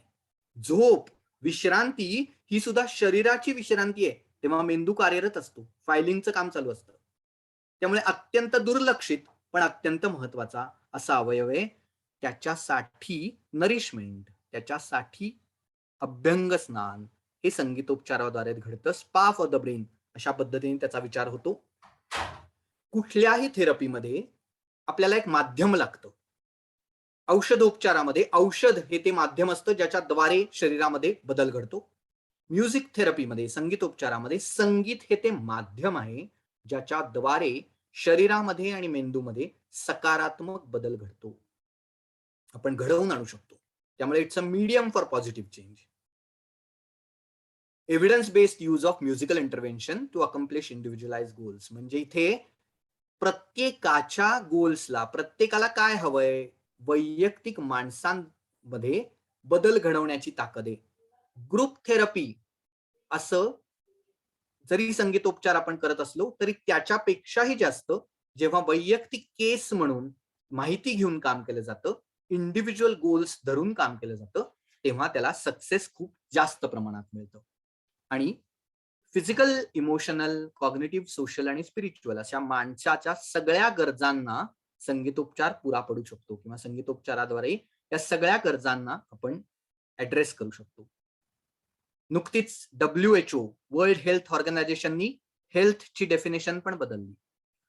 फिजिकल बरोबरीने इमोशनल आणि सोशल अशा हेल्थ सुद्धा महत्वाची आहे असं त्यांनी सांगितलं. आणि हेल्थ म्हणजे हे सगळं एकत्रित, फक्त फिजिकल हेल्थ नव्हे, फिजिकल, इमोशनल आणि सोशल हेल्थ हे सगळं एकत्र आलं तर त्याला हेल्थ म्हणता येईल, तर त्याला स्वास्थ्य म्हणता येईल असं त्यांनी सांगितलं. संगीतोपचार या सगळ्यामध्ये आपल्याला मदत करू शकतो. पुढे जाऊया. हे काही बेनिफिट्स ऑफ म्युझिक म्हणजे आजारांवरती संगीतोपचार काय करेल हे आपण पुढे बघूच या. पण तत्पूर्वी ज्याला काहीही होत नाही, काहीही न होणाऱ्या सर्वसामान्य व्यक्तीसाठी सुद्धा संगीताचे फायदे काय हे इथे मी सांगतोय. प्रमोट वेलनेस, अर्थातच बिंग वेल फ्रॉम इनसाइड, स्वास्थ्यपूर्ण जीवनासाठी संगीतोपचार हा तर उद्देश आहे संगीतोपचाराचा. आतमधूनच सकारात्मक असणं, जेणेकरून बाहेरची नकारात्मकता आपल्याला टच करू शकणार नाही, अशा पद्धतीचं मनस्वास्थ्य हे संगीतोपचाराद्वारे आपल्याला मिळू शकतं. दुसरा कम्युनिकेशन इश्यूज. आता हे महत्वाचं आहे. बऱ्याच जणांना असं वाटतं की लहान मुलांना संवादामध्ये कम्युनिकेशन इश्यूज असतील, त्यांना ते जे विचार करतायत आणि ते जे बोलतायत ते त्याच्यामध्ये अंतर असतं. या सगळ्यामध्ये ते जे विचार करतात आणि बोलतात त्याच्यात अंतर असतं आणि म्हणजेच कम्युनिकेशन इश्यूज. पण खरं तर 60-70% व्यक्तींना सुद्धा, अडल्ट्सना सुद्धा हा इश्यू असतो. जेव्हा जेव्हा आपण असं म्हणतो की नाही मला तसं म्हणायचं नव्हतं, तेव्हा इथे गॅप असते. माझा विचार आणि माझं बोलणं याच्यामध्ये अंतर आहे. संगीत आपल्याला हे अंतर कमी करायला मदत करतो. कम्युनिकेशन इश्यूज येत नाहीत जर तुम्ही म्युझिकली ऍक्टिव्ह असाल तर. म्युझिकली ऍक्टिव्ह असणं यातून या सगळ्या मेकॅनिझमला, या सगळ्या ज्या पद्धतीने मेंदूचं काम चालतं आणि आपण बोलतो त्या सगळ्या मेकॅनिझमला कायमस्वरूपी व्यायाम मिळत राहणार आहे आणि त्यामुळे हे इश्यूज कमीत कमी प्रमाणात येणार आहेत. बऱ्याच जणांना असं वाटतं की अरे हा तर छोटा इश्यू आहे, पण असा विचार करा की हा इश्यू जर का कॉर्पोरेट किंवा कंपनीच्या कामामध्ये आला, नोकरीमध्ये आला, जिथे तुम्ही जो विचार करताय तो तुम्ही मांडू शकत नाही, तर हा किती मोठा इश्यू आहे. त्या आयडियाजना काही किंमतच नाही कारण तुम्ही ते सांगू शकत नाही. हाच इश्यू जर का कुठल्या नातेसंबंधांमध्ये आला, रिलेशनशिपमध्ये आला, कुठल्याही, कारण तुम्हाला जे वाटतंय ते तुम्ही सांगू शकत नाही, तर त्या नातेसंबंधांमध्येही प्रॉब्लेम आहे. त्यामुळे वाटतो तितका हा छोटा इश्यू नाही, पण संगीत आपल्याला या सगळ्या इश्यूज मध्ये मदत करू शकतो. Memory enhancement again an important area, जिथे स्मरणशक्ती वाढ असा फायदा आपल्याला संगीताद्वारे मिळतो. आता फॅक्ट अशी आहे की म्युझिकल मेमरी ही स्ट्रॉंगेस्ट मेमरी आहे ब्रेनसाठी. आपल्या मेंदूसाठीची स्ट्रॉंगेस्ट मेमरी कुठली असेल तर ती म्युझिकल मेमरी आहे, ज्याला संगीत जोडलेलं असतं. असं दीर्घकाळ आपल्याला लक्षात राहतं आणि पटकन आठवतं सुद्धा. साधं उदाहरण देतो. आपल्या महत्वाच्या परीक्षांच्या काळामध्ये आपण आपल्या आयुष्यातल्या 10वीची परीक्षा, 12वीची परीक्षा या कालावधीमध्ये जर का एका पद्धतीचं संगीत किंवा त्यावेळेची गाणी आपण ऐकत असतो आणि त्यावेळेचा अभ्यास ते सगळं चालू असतं. आज जर का त्यातलं कुठलं तरी गाणं रेडिओवर लागलं किंवा कोणीतरी ऐकवलं, तर त्या छोट्याशा गाण्याच्या 5 मिनिटाच्या आधारावरती आपल्याला सगळं आठवतं. वातावरण, परीक्षेचं वातावरण, कुठल्या ह्याच्यात आपण अभ्यास करत होतो, ते मित्र, ते वातावरण, त्या काळच्या आठवणी सगळं जागृत होतं. हा अनुभव आपल्यापैकी प्रत्येकाने घेतला असेल. तर म्युझिकल मेमरी ही ब्रेनसाठीची स्ट्रॉंगेस्ट मेमरी असते. आणि मग जर हे आपल्याला कळतंय तर त्याचा उलटा वापर का नाही करायचा? म्हणजेच जे आपल्याला लक्षात ठेवायचंय त्याला संगीत जोडा. ते तुम्हाला जास्त काळ लक्षात राहील आणि पटकन आठवेल सुद्धा. याची प्रॅक्टिकल एक्झाम्पल्स बरीच आहेत. 2च सांगतो. एक म्हणजे पुण्यामध्ये एक फेमस मॅथमॅटिक्स क्लास आहे. त्याच्या 12वीच्या विद्यार्थ्यांना सुरुवातीलाच ट्रिग्नॉमेट्री सॉन्ग शिकवलं जातं. 12वीचे ट्रिग्नॉमेट्रीचे सगळे फॉर्म्युले त्या एका गाण्यात बसवलेत आणि ते शिकवलं जातं जेणेकरून 12वीचे ट्रिग्नॉमेट्री झालं, फॉर्म्युले झाले. दुसरं उदाहरण माझ्या घरातलं आहे. जेव्हा माझा मुलगा 2रीत गेला तेव्हा त्याला टेबल्स म्हणजे पाढे इंट्रोड्यूस झाले, शिकवले शाळेमध्ये. तो पण संगीताच्या वातावरणात वाढलेला मुलगा आहे. त्यामुळे 2चा पाढा झाला. 3चा पाढा झाल्यानंतर त्यांनी घरी आल्यावर मला विचारलं की 3च्या पाढ्याची चाल काय? मी म्हटलं असं काही नसतं. 3च्या पाढ्याची चाल पण सेमच असते. पण मग त्यांनी मला फोर्स केला की नाही सांगा 3च्या पाढ्याची चाल काय? म्हणून मग मी 2 ते 9 अशा पाढ्यांना इंग्लिशमध्ये टेबल्सना 9 वेगवेगळ्या चाली दिल्या आणि जो 6 महिन्याचा पोर्शन होता, 6 महिन्यामध्ये हे पाढे पाठ करायचे होते, तो 3 दिवसात झाला. कारण 2 ते 9 हे पाढे ही त्याच्यासाठी 9 गाणी झाली आणि गाणी जेव्हा झाली त्याला संगीत जोडलं गेलं तेव्हा ते चटकन लक्षात राहिलं. आजही तो 19 किंवा 29चे पाढे ते चालीत म्हणतो आणि त्याच चालीत म्हणतो जेव्हा जी शिकलेली आहे ते लक्षात राहतं. त्यामुळे मेमरी एन्हान्समेंट हा महत्वाचा संगीताचा फायदा आहे. कॉन्सन्ट्रेशन इम्प्रुव्हमेंट अनदर बेनिफिट, कारण आपल्या सगळ्यांना हे गरजेचं असतं. काम करत असताना, अभ्यास करत असताना कॉन्सन्ट्रेशन वाढ हे गरजेचं असतं आणि संगीत आपल्याला त्याची सवय लावतो, ब्रेनला त्याची सवय लावतो, जेणेकरून ते अभ्यासात किंवा कामात वापरू शकता येतं. या प्रत्येक मुद्द्यावर भरपूर बोलता येईल, पण मी हळूहळू करत पुढे पुढे जातोय. जेणेकरून आपल्याला बरंच काही कव्हर करता येईल. अँगर मॅनेजमेंट, अनदर एरिया. अँगर मॅनेजमेंट मध्ये सुद्धा संगीत आपल्याला खूप मदत करू शकतं. याची गंमत अशी आहे की अँगर मॅनेजमेंटची गरज आपल्याला आहे असं 99% लोकांना स्वतःला जाणवत नाही. माझ्याकडे अँगर मॅनेजमेंटच्या, राग नियंत्रणाच्या केसेस भरपूर येतात, पण कायम कोणीतरी दुसरी व्यक्ती घेऊन येते त्या व्यक्तीला की ह्याला अँगर मॅनेजमेंटची गरज आहे. सेल्फ रिअलायझेशन, स्वतःला जाणीव होणं हे नसतं, ऑलमोस्ट नसतं. पेन रिलीफ, मी बऱ्याच सर्जन्स बरोबर काम करतोय. प्री सर्जरी आणि पोस्ट सर्जरी अशा दोन्ही पद्धतीने म्युझिक आपण वापरू शकतो. सर्जरीच्या आधी 7-8 दिवस जे कॉम्प्लिकेशन्स असतात, ब्लड प्रेशर लेवल्स मेंटेन व्हाव्यात, शुगर लेवल मेंटेन यावी, यासाठी संगीत वापरलं जातं. आणि सर्जरी नंतर ऍक्च्युअल दुखत असतं, कारण कट झालेलं असतं कुठेतरी. त्या सर्जरी नंतरच्या दुखण्यामध्ये सुद्धा पेन रिलीफ या दृष्टीने संगीतोपचाराचा वापर केला जातो. इतकंच नव्हे तर सर्जरी करत असताना सुद्धा मी सर्जन्सना डिझाईन करून दिलेलं आहे संगीत, जे ते कानात इयरफोन घालून सर्जरी, कॉम्प्लेक्स सर्जरी करत असताना त्यांचं कॉन्सन्ट्रेशन राहावं यासाठी ते संगीत ऐकत सर्जरी करतात. तर प्री सर्जरी, पोस्ट सर्जरी आणि ड्युरिंग सर्जरी अशा सगळ्या दृष्टीने संगीताचा वापर होऊ शकतो. स्ट्रेस मॅनेजमेंट आणि इम्युनिटी इम्प्रुव्हमेंट या दोन्ही एकमेकांशी निगडीत गोष्टी आहेत आणि जगभरामध्ये संगीतोपचाराला या विषयामध्ये मान्यता आहे. Music is considered as the most effective technique for stress management जगभरामध्ये. याचं कारण जे निगेटिव्ह हार्मोन्स, स्ट्रेस हार्मोन्स मानले जातात, कॉर्टिसॉल सारखे, त्या कॉर्टिसॉल सारख्या स्ट्रेस हार्मोनचं प्रमाण 40-50% कमी करण्याची ताकद ही संगीतामध्ये आहे. आणि त्यांनी इम्युनिटी इम्प्रुव्हमेंट हा सुद्धा ऍडिशनल बेनिफिट आपल्याला मिळू शकतो.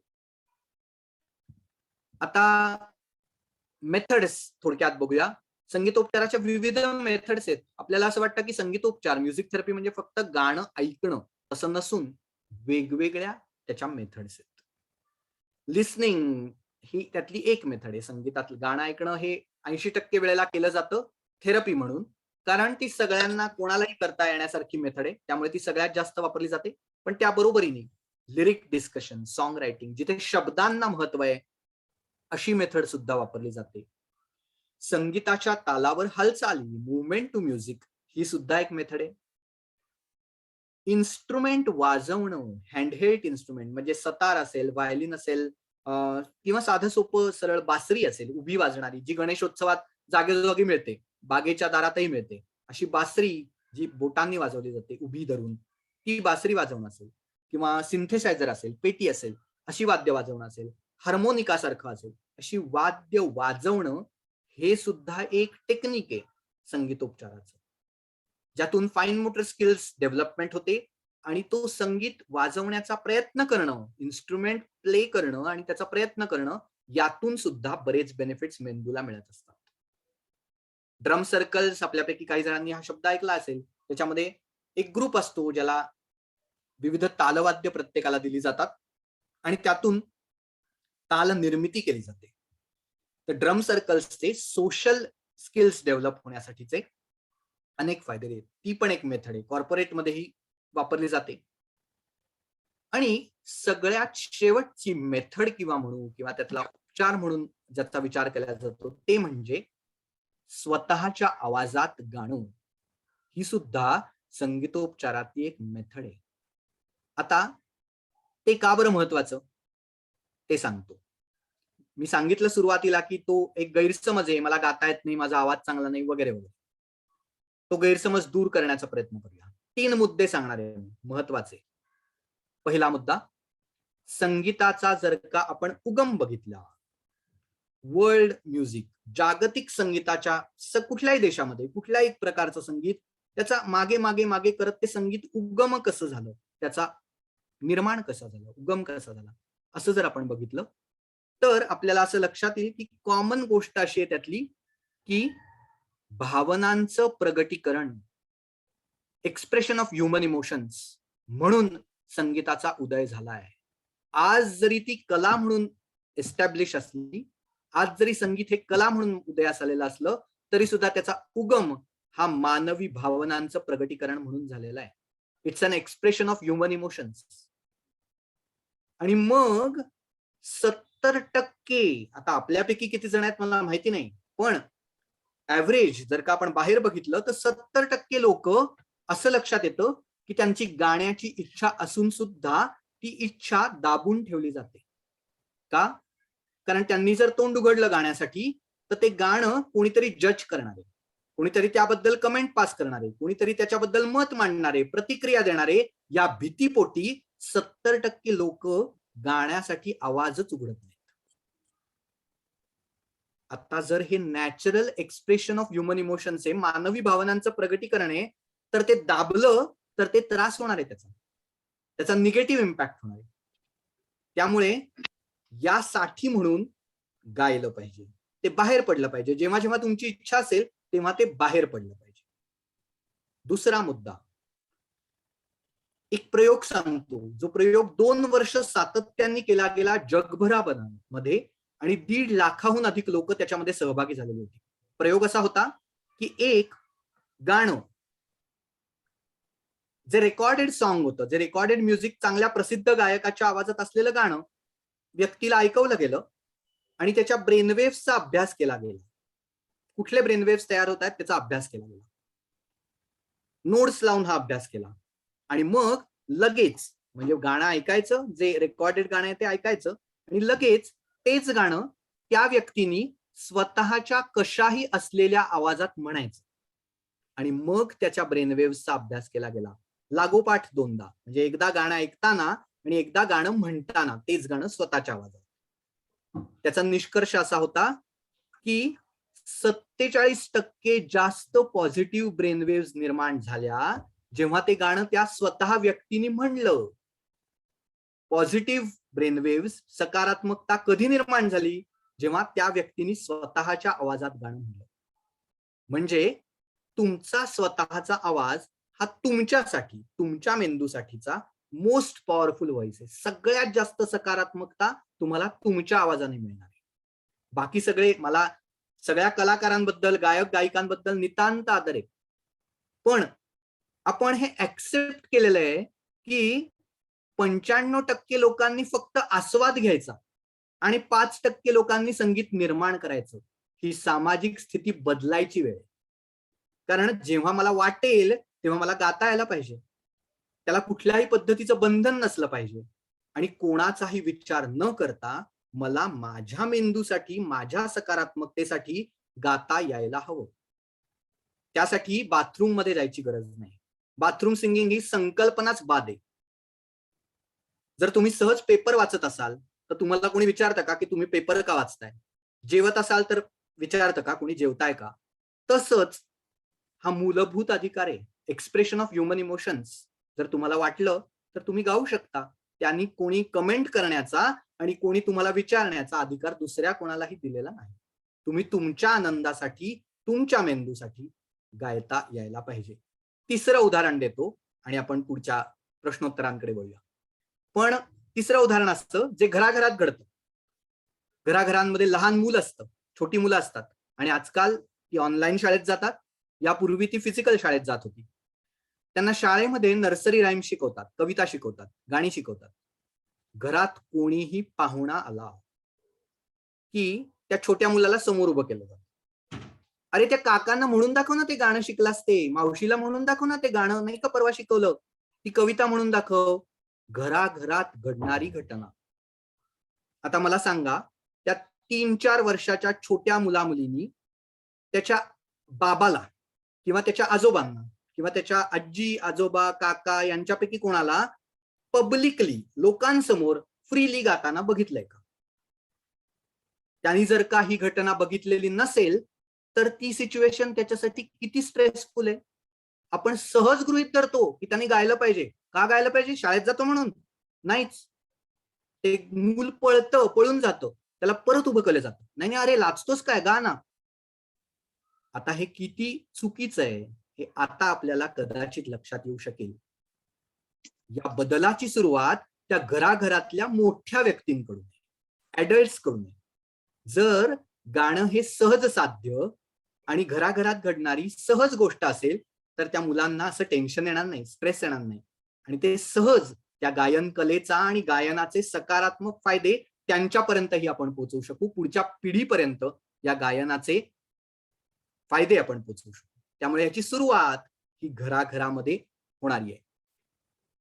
एक शेवटची 2 स्लाइड्स मी दाखवतो आणि त्यानंतर आपण प्रश्न घेऊया. आपण बरेचसे फायदे बघितले नेहमीच्या व्यक्तींसाठी, पण कुठल्या आजारांमध्ये म्युझिक थेरपी काम करते याची स्लाइड मी दाखवतो, म्हणजे आपल्याला अंदाज येईल की संगीतोपचाराची रेंज काय आहे.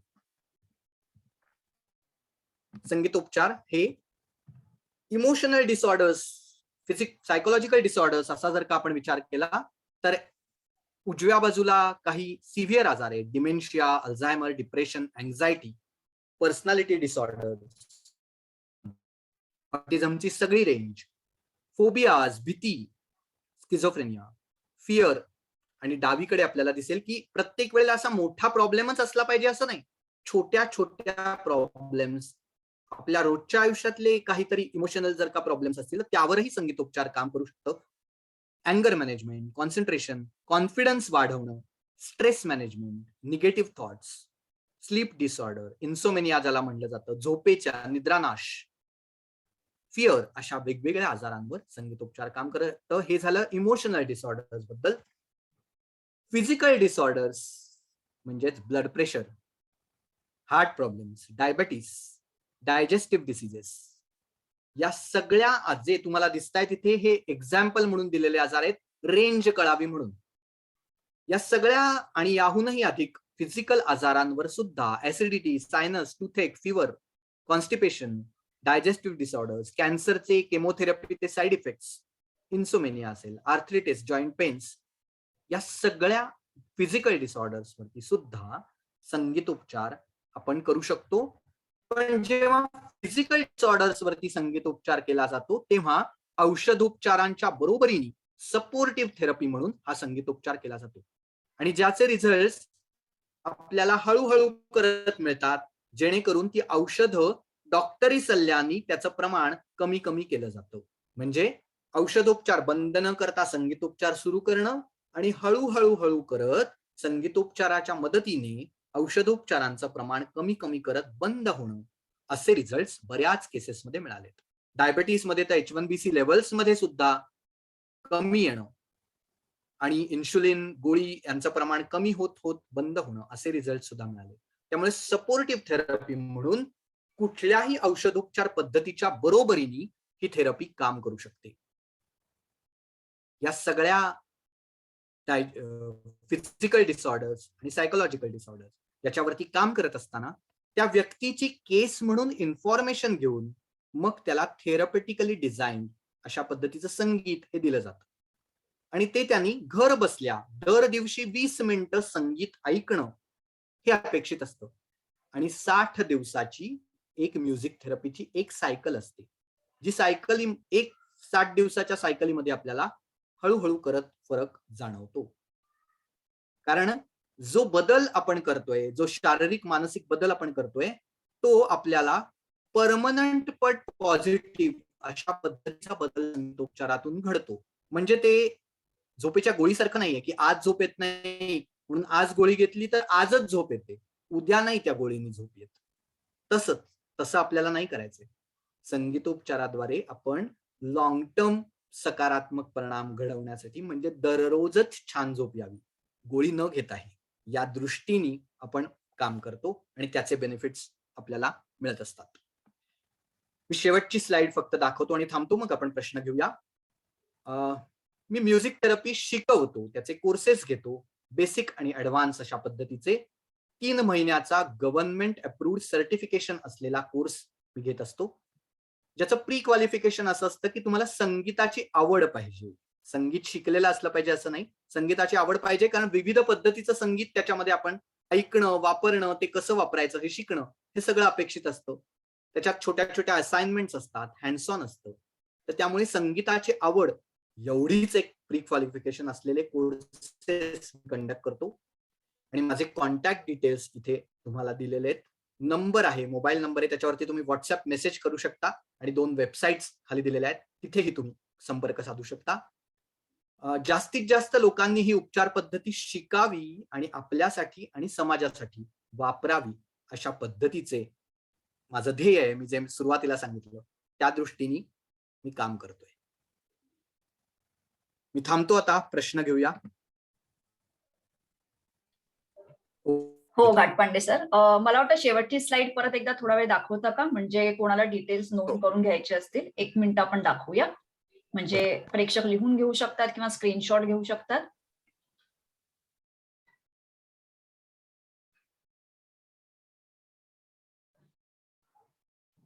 सर्वजण नोंद करून घेऊ शकता. डिटेल्स इथे सगळे दिलेलेच आहेत, कॉन्टॅक्ट नंबर आहे आणि साईट देखील आहे.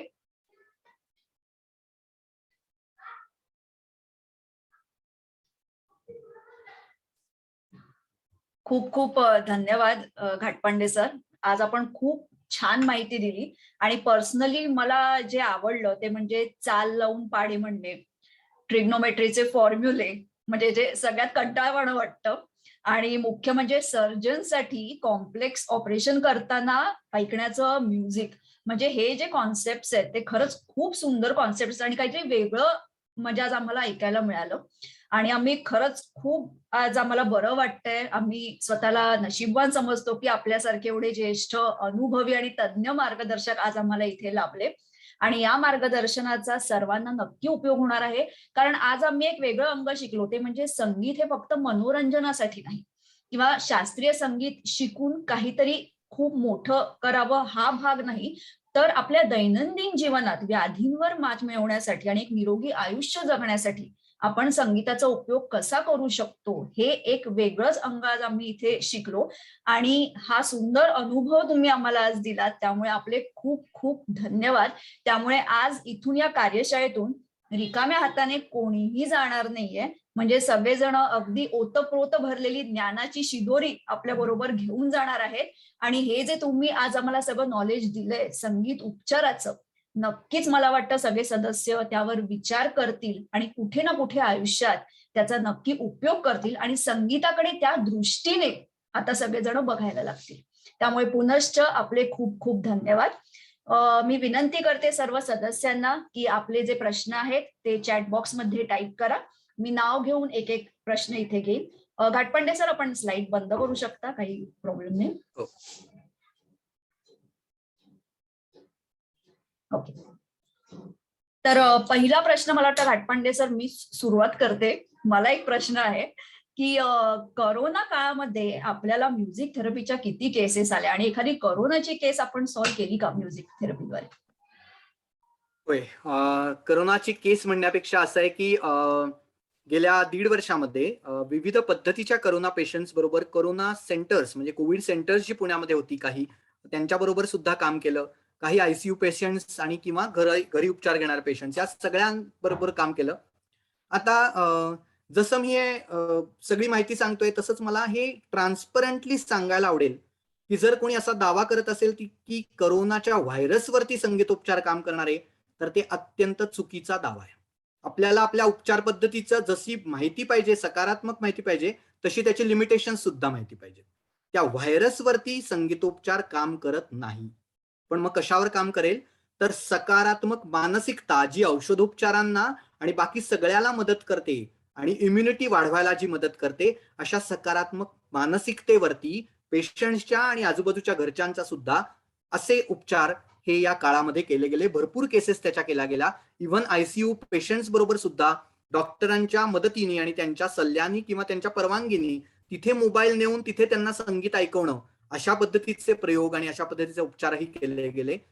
कोविड पेशंट्सचे खूप चांगले अनुभव आहेत, कारण बऱ्याच जणांना त्या निगेटिव्हिटीतनं आणि कोविड नंतरच्या निगेटिव्हिटीतनं सुद्धा बाहेर पडायला संगीतोपचाराचा खूप फायदा झाला. त्यामुळे अशा विविध पद्धतीने या पेशंट्स बरोबर कोविड सेंटर्समध्ये तर ग्रुप पद्धतीने त्यांच्या दैनंदिन रुटीन मध्ये सकाळी आणि संध्याकाळी असं संगीत ऐकवणं, जेणेकरून त्या मानसिकतेतनं ते बाहेर येतील, औषधोपचारांना चांगला रिस्पॉन्स देतील, अशा पद्धती सुद्धा वापरल्या गेल्या. तर बरेच अनुभव आहेत असे. सर, आपला पुढचा प्रश्न आहे शीतल यांचा दुबई इथून. मला वाटतं तुम्ही थोडा प्रकाशावर टाकलेलाच आहे, पण जर इलॅबोरेट करू शकलात तर छान वाटेल. ब्लड प्रेशर, आर्थरायटिस यासाठी म्युझिक थेरपी असते का? आणि झोप लागत नाही त्यावर उपाय असतात का? मला वाटतं आपण बऱ्यापैकी सांगितलं, पण थोडं इलॅबोरेट करू शकलात तर. हो, या तीनही गोष्टीवरती उपचार असतात आणि अत्यंत चांगले त्याचे रिझल्ट येतात. पण मी सुरुवातीला सांगितलं तसं जेनरिक अशा पद्धतीचा हा उपचार पद्धती नाही. जेनरिक म्हणजे मला असं म्हणायचंय की ताप आला की क्रोसिन घ्या किंवा डोलो 650 घ्या, असं तसं आहे. तर तसं हे ऐकण्यासाठी किंवा हे होण्यासाठी हे ऐका, असं त्याचं डायरेक्ट उत्तर नाही. जर का तसं असतं तर मला आवडलं असतं, पण तसं नाहीये. कारण तसं असतं तर आजकाल मेडिकलच्या शेजारी सीडी विकणारी दुकानं आजपर्यंत का बरं तयार झाली नाहीत? जेनरिक असं जर का ते असतं तर ते तयार झाले नाही. कारण प्रत्येक व्यक्तीनुसार, तुमच्या जडणघडणीनुसार, तुमच्या स्वभावानुसार आणि तुमच्या मेडिकल हिस्ट्रीनुसार तुम्हाला कुठल्या पद्धतीच्या संगीताचा उपचार म्हणून उपयोग होईल, आजाराची हिस्ट्री लक्षात घेऊन आणि या सगळ्या प्रकारची हिस्ट्री लक्षात घेऊन हे व्यक्तीनुसार बदलतं. त्यामुळे केस हिस्ट्री घेऊन हे काम केलं जातं. त्यामुळे ह्याचं जेनरिक उत्तर नसून स्पेसिफिक डिझाईन केलेलं म्युझिक आपल्याला प्रत्येकाला द्यायला लागतं. तर त्या पद्धतीची याची उत्तरं आपल्याला मिळू शकतात आणि त्याचे सकारात्मक फायदेही मिळू शकतात. राघवेंद्र यांचा प्रश्न आहे, my 100-year-old mother is suffering from acute anxiety and fear. Is there any help in music therapy? परत एकदा उत्तर ऍब्सोल्युटली येस, बट मला I need to know her medical history आणि थोडीशी स्वभाव, सायकोलॉजिकल हिस्ट्री आणि बिहेवियरल हिस्ट्री या सगळ्याचा विचार करून त्यांच्यासाठी नक्कीच काम करता येईल. पुढचा प्रश्न आहे, एक मिनिट.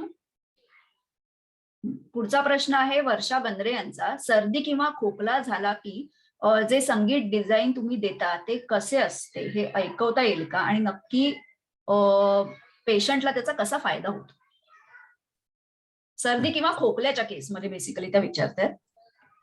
सर्दी खोकला हे ऋतुमानानुसार किंवा कुठला तरी एन्व्हायरमेंटल चेंजेस याच्यानुसार ते होत असतं किंवा त्याचा कारण बरीच असतात. ती कारण जाणून घेऊन जर का आपल्याला त्याचा उपचार म्हणून विचार केला गेला तर ते मी सांगितलं तसं दर दिवशी 20 मिनिटं ऐकणं त्याच्यामध्ये महत्वाचं अपेक्षित असतं. त्याबरोबरीने बाकी काही टेक्निक्सही दिले जातात आणि जेव्हा जेव्हा आपल्याला तो बदल जाणवेल किंवा त्या बदलाच्या आधी ते संगीत ऐकण्यास सुरुवात करणं आणि त्यानुसार त्या बदलाचा परिणाम आपल्यावरती न होऊ देणं या पद्धतीने आपल्याला त्याचा वापर करता येऊ शकेल. आणि त्यांचाच पुढचा एक प्रश्न आहे की शास्त्रीय दृष्टीने नक्की शरीरात काय बदल घडवला जातो म्युझिक थेरपीद्वारे? कंट्रोल सेंटर जे आहे, ब्रेन आहे, ज्याच्यामधनं आपल्या सगळ्या अवयवांवरती परिणाम केला जातो, तो इथे महत्वाचा ठरतो. त्याच्या माध्यमातून आपण शरीरामध्ये बदल घडवतो. आणि दुसरं वेगस नर्व नावाची नर्व असते, जी नर्व दोन्ही इनर इयर्स मधनं पास होते आणि इनर इयर्स मधनं पास होतो ती शरीराच्या मुख्य सगळ्या अवयवांना कनेक्ट करते. त्याच्यावरती प्रयोग केले गेले की वेगस नर्व जे सिग्नल्स कॅरी करते मेंदूकडून ते आपल्याला संगीताच्या माध्यमातून इन्फ्लुएन्स करता येतात का? तर त्याचं उत्तर हो आहे. ते आपल्याला संगीताच्या माध्यमातून इन्फ्लुएन्स केले जातात आणि ती नर्व सगळ्या लंग्स असेल खाली, बाकीचे सगळे मेजर बॉडीली ऑर्गन्स असतील, या सगळ्यांना ती नर्व कनेक्ट करते, जेणेकरून आपण संगीताद्वारे या सगळ्या अवयवांवरती सकारात्मक परिणाम चेंज घडवू शकतो. राजेश जाधव यांनी विचारलेलं आहे, करोना झालेल्या व्यक्तींनी कधी गाणे गायला सुरू करावे आणि लंग्सच्या व्यायामाचे काही थेरपी आहेत का याच्यात? लंग्सच्या व्यायामासाठी म्हणजे काही आहे का म्युझिक थेरपीमध्ये? म्युझिक थेरपीमध्ये बेसिकली दोन गोष्टी मी सांगू शकतो. एक म्हणजे सहज गाणं जे आहे ना ते त्यांनी त्यांच्या 15 दिवसानंतर करोना पेशंट्सनी गायला हरकत नाही. खरं तर त्यातून त्यांना सकारात्मकता सगळ्यात चांगली मिळणार आहे. त्यामुळे दर दिवशी 5 मिनिटाचं गाणं ज्याला मी स्वानंद गान म्हणतो, असं नक्की करावं. 5 मिनिटं जरूर गावं. त्यातून त्यांना सकारात्मकता मिळेल. आणि लंग्सच्या व्यायामासाठी ओंकाराचा अत्यंत चांगला वापर थेरपी म्हणून आपल्याला दिसून आलेला आहे. ज्याच्यामध्ये अ, उ, म ही 3 अक्षरं अ 20%, उ 20% आणि म 60% या पद्धतीने जर का तो ओंकार म्हणला गेला, अ 20%, उ 20% आणि म 60%, अ, उ, म अशा पद्धतीने ओंकाराचा जर वापर केला तर त्याच्या लंग्ससाठी चांगला उपयोग दिसून आलेला आहे. उदय पत्की यांनी विचारलंय की whether study of psychology is important for this music therapy. Study of psychology to a greater extent not important, पण थोडासा मानसिकता त्याची लक्षात घेणं हे गरजेचं असतं. जे मी कोर्स घेतो त्याच्यामध्ये मेडिसिनल थोडंसं नॉलेज, सायकोलॉजिकल थोडंसं नॉलेज आणि म्युझिकचं नॉलेज, या तीनही पद्धतीचं ज्ञान हे त्या कोर्समध्ये दिलं जातं, जेणेकरून या तीनहीचा एकत्रित वापर हा त्या उपचार पद्धतीमध्ये करायचा असतो. त्यामुळे या तीनहीचं ज्ञान दिलं जातं. अमेरिकेहून अर्चना कोटिया यांचा प्रश्न आहे. अमेरिकेहून त्या लिहित आहेत की प्रत्येक प्रांतातलं संगीत हे वेगळं असतं, म्युझिकल इन्स्ट्रुमेंट्स वेगवेगळे असतात, भाषा वेगवेगळी असते, तर वेगवेगळ्या मातृभाषांचा म्हणजे त्याप्रमाणे वेगवेगळ्या प्रांतांप्रमाणे ही म्युझिक थेरपी डिझाईन केलेली असते का, की जेणेकरून त्या प्रांतातली लोक जास्त रिलेट करू शकतील? अर्थातच त्याचा म्युझिकल बॅकग्राऊंडचा तुमच्या हिस्ट्रीमध्ये विचार केला जातो, की कशा पद्धतीची म्युझिकल बॅकग्राऊंड आहे तुमची, वातावरण कुठल्या वातावरणात वाढलाय, लहानपण कुठे गेलंय, असं सगळ्याचा विचार केला जातो थेरपी डिझाईन करत असताना. त्यामुळे या सगळ्याचा विचार त्याच्यामध्ये केला जातो आणि होतोच. म्हणजे तुमच्या म्हणण्याप्रमाणे प्रांताप्रमाणे थोडेफार बदल होतात म्युझिक थेरपीमध्ये. नक्कीच थोडेफार बदल होतात, पण काही गोष्टी या भारतीय शास्त्रीय संगीतातल्या काही गोष्टी या युनिव्हर्सल आहेत. म्हणजे केवळ भारतीयांसाठीच नाही तर जगभरातल्या भरपूर लोकांवरती मी प्रयोग केलेत आणि ज्याच्यामध्ये शास्त्रीय संगीतातल्या काही युनिव्हर्सल गोष्टी ज्या आपल्याला जाणवतात त्या सुद्धा जाणवतात. म्हणजे त्या कॉमन ठेवून फक्त थोड्या थोड्या चेंजेस हे बॅकग्राऊंड नुसार केले जातात. अंजना जोशी यांचा प्रश्न आहे की रियाज उपयोगी ठरेल का, म्हणजे रियाज असतो का म्युझिक थेरपीमध्ये? म्युझिक थेरपीमध्ये कधी कधी जर तुमची सांगीतिक बॅकग्राऊंड असेल, म्हणजे तुम्ही संगीत शिकलेला असाल किंवा तुम्ही शास्त्रीय संगीत शिकलेला असाल, तर रियाजाची पद्धत किंवा रियाजाचे स्वर सांगितले जातात. तुम्हाला कशावरती काम करायचंय त्यानुसार तो रियाज सांगितला जातो, ज्याच्यामध्ये तुमच्या रियाजाचा वापर तुम्ही थेरपी म्हणून करून घेऊ शकता किंवा तुमच्या त्या रियाजामधूनच थेरपी तुमच्यामध्ये घडेल असं तुम्ही करू शकता. महेश यांचा प्रश्न आहे की सतत गाडीमध्ये रेडिओ ऐकणं कितपत योग्य आहे? एंटरटेनमेंट म्हणून करू शकता, मनोरंजन आहे त्यातून. तुमचं मनोरंजन होत असेल तर तुम्ही ऐकू शकता, काहीच हरकत नाही. पण ती थेरपी नाहीये एवढंच. हेमंत यांचा प्रश्न आहे की या उपचार पद्धतीमध्ये व्होकल आणि इन्स्ट्रुमेंटल हे दोन्ही समाविष्ट आहेत का? नक्कीच. प्रत्येक वाद्याचा वेगळा विचार या थेरपीमध्ये केला जातो. प्रत्येक वाद्याचा वेगळा परिणाम आहे. काही वाद्य थेरपेटिकली किंवा थेरपी म्हणून खूप जास्त प्रमाणात काम करतात. तर त्यामुळे त्या वाद्यांचा जसं संतूर आहे, सतार आहे, बासरी आहे किंवा व्हायोलिन आहे, सारंगी आहे, अशी वाद्य थेरपेटिकली खूप इफेक्टिव्ह आहेत. तर त्या वाद्यांचा जास्त विचार केला जातो आणि काही व्होकलचाही तितक्याच प्रमाणात वापर केला जातो. अंजना जोशींचाच परत एक प्रश्न आहे की म्युझिक थेरपी आणि रियाज आपण को रिलेट करू शकतो का? मी आता म्हणजे उत्तर मे दिलं बी तसं की हा रियाज जास्त हो. तर इफेक्ट जास्त असं त्यांना कदाचित हां. म्हणायचंय. त्यांना जास्त पेक्षाही तो कसा करताय, म्हणूनच मी सांगितलं की तुमचं सगळी माहिती लक्षात घेऊन तुम्हाला रियाज काय केला पाहिजे हे सजेस्ट केलं जातं. कशाचा करायचा आहे, काय करायचं आहे, हे जर तुम्ही त्या रियाजामध्येच इन्क्लूड केलं तर तुमचा रोजचा रियाज तुम्हाला थेरपेटिकली इफेक्टिव्ह सुद्धा होऊ शकतो. हेमंत मयेकर यांचा प्रश्न आहे की पेशंट जर कोमात गेला असेल तर संगीत उपचार पद्धतीचा उपयोग होऊ शकेल का? केसेसमध्ये झालेला आहे. इव्हन राजम शंकर यांचं आर्टिकल न्यूजपेपरमध्ये आलेलं होतं. त्यांच्या व्हायोलिन वादनाने कोमात गेलेल्या पेशंटला जागृतावस्था अशा पद्धतीचा त्याचा उपयोग होता. मी पण काही ठिकाणी हे प्रयोग केलेले आहेत. जर सांगीतिक बॅकग्राऊंड असेल, आपण ती लक्षात घेऊन जर का त्या वाद्याचा किंवा त्यांनी जे आधी ऐकलेलं संगीत असेल त्याचा विचार करून डिझाईन म्युझिक जर का आपण त्याचा ट्रिगर म्हणून वापर केला तर सक्सेस मिळू शकतं किंवा ती शक्यता असते. संपदा दळवी यांचा एक प्रश्न आहे. मला वाटतं हा प्रश्न सर्वांसाठीच याचं उत्तर खूप उपयोगी ठरेल. आपल्याविषयीच माहिती आहे की म्युझिक थेरपीचा जर कोर्स करायचा असेल तर त्यासाठी काय प्रोसिजर असते आणि बॅचेस कधी सुरू होतात? ओके. म्युझिक थेरपीचा कोर्स 3 महिन्याचा आहे आणि त्याच्या बॅचेस हा साधारण अल्टरनेट मंथ त्याच्या बॅचेस सुरू होतात. जो नंबर मी मगाशी दिला होता त्या नंबरवरती तुम्ही व्हॉट्सअप मेसेज करू शकता आणि व्हॉट्सअप मेसेज केल्यानंतर तुम्हाला त्याची सगळी माहिती आणि त्याचे डिटेल्स पाठवले जातील. त्यानंतर जर डिस्कशन करायचं असेल, बोलायचं असेल तर आपण त्यानंतर बोलूही शकतो. व्हॉट्सअप नंबर माझ्या इथे आता नावासमोर सुद्धा तो नंबर दिसतोय. 8010891765 हा नंबर आहे. त्याच्यावरती तुम्ही इंटरेस्ट असेल तर तुम्ही मेसेज करू शकता. त्याला प्री क्वालिफिकेशन संगीताची आवड एवढंच आहे. मला वाटतं इथे आपले सगळे प्रश्न संपलेले आहेत आणि घाटपांडे सर तुम्ही खूप छान शंका निरसन सगळ्यांचं केलेलं आहे आणि मला वाटतं इथे आमचा अभ्यास तर झाला पण उत्कंठा आता आणखी वाढलेली आहे. त्यामुळे मला वाटतं आता आपल्याकडे खूप स्टुडंट्स येणार आहेत कारण आमचे सगळे जे सदस्य आहेत फार अभ्यासू आहेत. त्यामुळे नक्कीच मला वाटतं तुमचं मार्गदर्शन घ्यायला ते पुढे येतील. शंका निरसन झालेलं आहे आणि अजूनही कोणाला काही प्रश्न असतील किंवा कोर्सेस बद्दल माहिती हवी असेल तर घाटपांडे सरांनी आपली माहिती आपले डिटेल्स इथे दिलेलेच आहेत. त्यांच्या नावासमोरही त्यांचा मोबाईल नंबर व्हॉट्सअप नंबर लिहिलेला आहे आणि काही कारणाने नाही आपण त्यांच्याशी जोडू शकलात संपर्क तर माझा नंबर सर्वांकडे आहेच. तुम्ही माझ्याशी कॉन्टॅक्ट करू शकता. मी त्यांच्यापर्यंत आपल्याला नक्की पोहोचवेन. तर इथे मला वाटतं आपण कार्यशाळेची आता सांगता करूया. खूप सुंदर कार्यशाळा झाली आणि मी मगाशी म्हटल्याप्रमाणे आजच्या धकाधकीच्या जीवनात आपण करोनाच काय तर अनेक व्याधींनी ग्रस्त झालेलो असतो. काही नाही तर ताणतणाव हा आजच्या काळातला हा खूप मोठा प्रश्न आहे. अगदी लहान मुलांपासून ते ज्येष्ठ नागरिकांपर्यंत. आणि मला वाटतं संगीतोपचार हे खरंच एक असं फील्ड आहे की अतिशय सुंदर आणि एक छान माध्यम आहे. म्हणजे मनोरंजन पण, आनंद पण आणि त्यातून व्याधींवर मात करणं आणि चांगलं निरामय आयुष्य जगणं हे खूप सुंदर माध्यम आहे. आणि या नवीन माध्यमाविषयी आपण आज इतकी छान माहिती सर आम्हाला दिलीत की खरंच म्हणजे आम्हाला आज अगदी समाधान वाटलं की आजची कार्यशाळा म्हणजे खूपच सुंदर झाली. आणि आता मी ब्रह्मांड कट्ट्याचे अध्यक्ष माननीय श्री महेश जोशी सर यांना विनंती करते की त्यांनी आभार प्रदर्शन पार पाडावं आणि कार्यशाळेची सांगता करावी. महेश सर.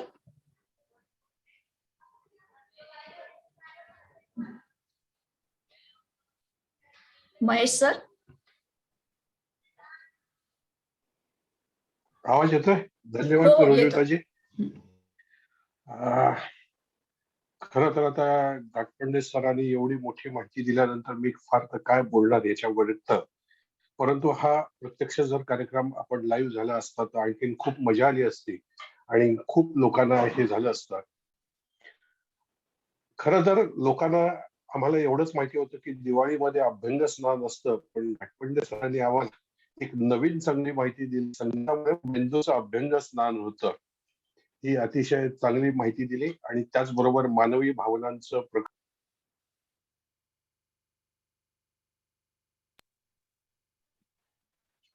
तसंच घाटपांडे सरांना मी विनंती हे करून सांगतो की आपण परदेशी जाऊनही भारतीयांसाठी काम करण्याचा निर्णय जो घेतला त्याच्याबद्दल. महेश सर आपण म्यूट आहात. 1 लाखाचा संकल्प सोडलेला आहे. त्यासाठी मी ब्रह्मांड कट्ट्याच्या वतीने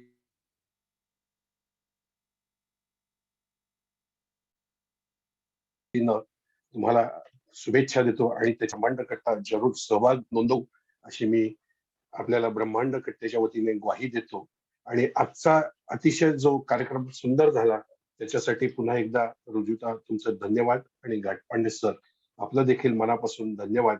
असाच आपण एकदा पुन्हा प्रत्यक्ष समोरासमोर कार्यक्रम सभागृहामध्ये करू अशी आपल्याला लवकर अशी आम्हाला आशा राहील असं मी पुन्हा एकदा आशावाद व्यक्त करतो. आणि सर्व